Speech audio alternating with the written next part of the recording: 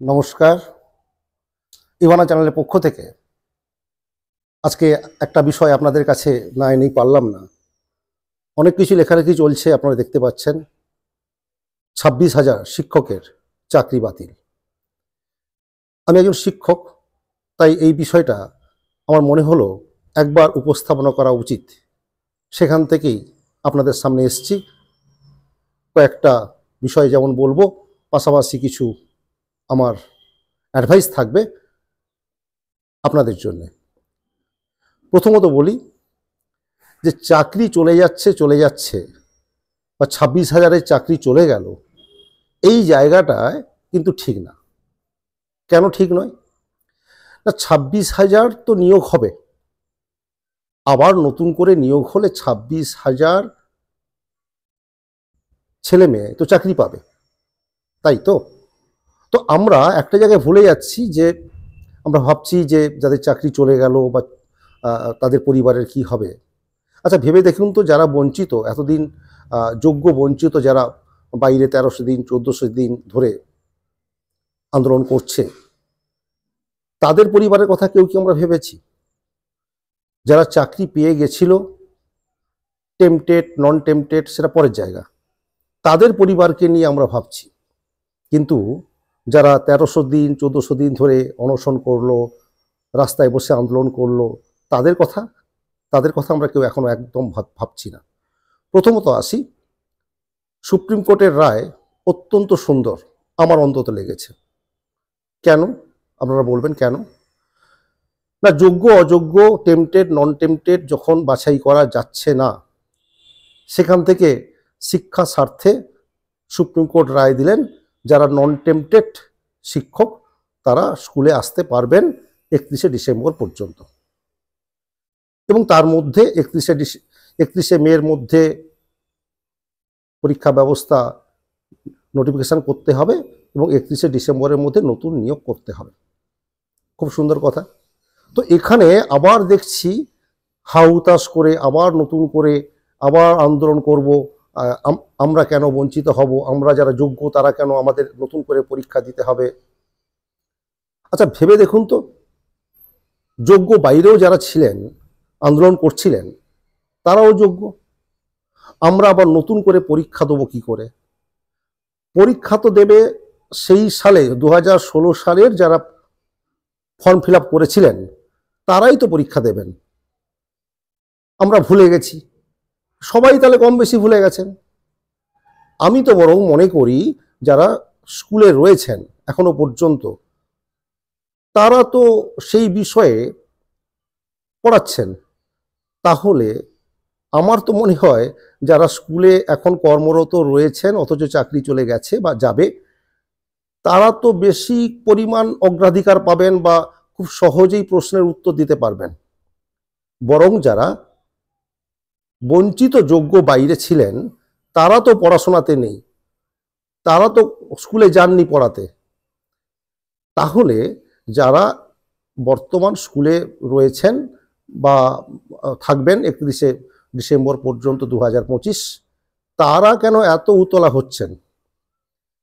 আপনারা একে যোগ্য, নিজেরা বলছেন যে আপনারা যোগ্য, আপনারা স্কুলে পড়াচ্ছেন, তাহলে কালচারের মধ্যে আছেন। তাহলে যারা বঞ্চিত যোগ্য বাইরে ছিল তারা তো স্কুলে পড়াচ্ছে না, তাহলে তারা তো বরং পরীক্ষা দিতে বেশি ভয় পাওয়ার কথা। আপনারা কেন কয়েকজন দেখতে পাচ্ছি বেশি করে আপনারা ভয় পাচ্ছেন? আমার তো মনে হয় ইউনিভার্সিটির সেই যিনি ফার্স্ট ক্লাস গোল্ড মেডালিস্ট যিনি এসছিলেন, একবার ইউটিউবে বা ফেসবুকে দেখেছিলাম, তিনি তো এটাকে নিয়ে বলছেন না যে পরীক্ষা দেবো না। উনি তো আবার বলছেন ঠিক আছে আবার পরীক্ষা দিতে হবে, ঠিক আছে পড়াশোনা করতে হবে। আমি আপনাদেরকে কয়েকটা অ্যাডভাইস করি, যারা বর্তমানে স্কুলে রয়েছেন বা 31শে ডিসেম্বর পর্যন্ত থাকবেন, তাদের কাছে আমার স্বনির্বন্ধ অনুরোধ, আপনারা কিন্তু পারেন এই সময়টাকে কাজে লাগাতে। এত আন্দোলন করে কোনো কিছু করে কিচ্ছু হবে না, বরং তার থেকেই 3 মাস বা 4 মাস যেটুকু সময় হাতে রয়েছে সেইটুকু সময় আপনারা পড়াশোনা করুন। হ্যাঁ, পড়াশোনা করুন, স্কুলে ছুটি নিয়ে পড়াশোনা করতে পারেন। এই 6 বছরে বা 7 বছরে আপনাদের মেডিকেল লিভ বছরে 15×6 = 90টা জমে গেছে, অর্থাৎ আপনি টানা 3 মাস ছুটি নিতে পারেন। তার মাঝখানে তো আবার গরমের ছুটি পড়ে যাচ্ছে, তাহলে আপনারা তারপর থেকে ছুটি নিতে পারেন। তাহলেও আপনাদের বেতন স্টপ হওয়ার কোনো বিষয় নেই, বেতন পাবেন, তার সঙ্গে পড়াশোনা করুন। আমি বলবো আন্দোলন করে খুব একটা লাভ হবে না, বরং আপনারা পড়াশোনা করুন। পড়াশোনা আপনারা তো একই কালচারে রয়েছেন, তার সঙ্গে আপনারা যদি একটুখানি পড়াশোনা করেন, যারা স্কুলে বর্তমানে কর্মরত, আশা করি তারা বঞ্চিত যোগ্য যারা বাইরে রয়েছেন তাদের তুলনায় বেশি ফল পেতে পারেন। এরপর চলে আসি পাশাপাশি যারা বঞ্চিত যোগ্য, আপনারা যারা বাইরে আপনারা নিজেদেরকে এতদিন আন্দোলন করেছেন, অবশ্যই রয়েছেন আপনাদের মধ্যে, হয়তো আমি সেটা জানি না, কিন্তু তাদের উদ্দেশ্য আমার বার্তা ব্যক্তিগত, একেবারে আমার চ্যানেলের পক্ষ থেকে আমার ব্যক্তিগত আপনাদের কাছে অনুরোধ, আপনারা একদম নতুন করে নিজেকে প্রমাণ করার জন্যে এখন থেকে পড়াশোনাতেই লেগে পড়ুন। আর কোনো আন্দোলনে গিয়ে আবার কেস কাচারিতে গিয়ে আবার নতুন করে পয়সা খরচ করে কিচ্ছু হবে না।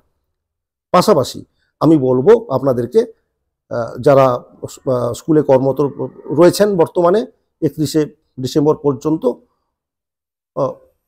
আমি তাদের উদ্দেশ্যে বেশি করে বলবো যে কোনো প্ররোচনায়, কখনো কোনো প্ররোচনায় পা দিয়ে আর কিচ্ছু হবে না। তার থেকে বরং নিজের ভবিতব্যকে মেনে নিয়ে আপনারা আপনাদের মতো করে পথ চলা শুরু করুন, দেখবেন নতুন জীবনের দিশা পাবেন। আর এইভাবে চাকরি করা মানে সম্মানকে বিক্রি করে বা সম্মানকে নিয়ে যখন তখন যে কেউ বলবে যে এ বোধহয় টেম্পটেড ক্যান্ডিডেট, বা এ বোধহয় টাকা দিয়ে চাকরি পেয়েছে, এ বোধহয় ঠিক যোগ্য প্রার্থী নয়, যোগ্য শিক্ষক নয়, এই সম্মানহানির থেকে নতুন করে নিজেকে প্রতিষ্ঠা করা বা নিজেকে প্রমাণ করা, এই জায়গাতে আমার মনে হয় যারা কর্মরত শিক্ষক শিক্ষিকা রয়েছেন, অবশ্যই তাদের জন্যে বলবো যে আপনারা সময় নষ্ট না করে লেগে পড়ুন, পড়াশোনাতে লেগে পড়ুন, তাতে বরং অনেক বেশি উপকার দেবে।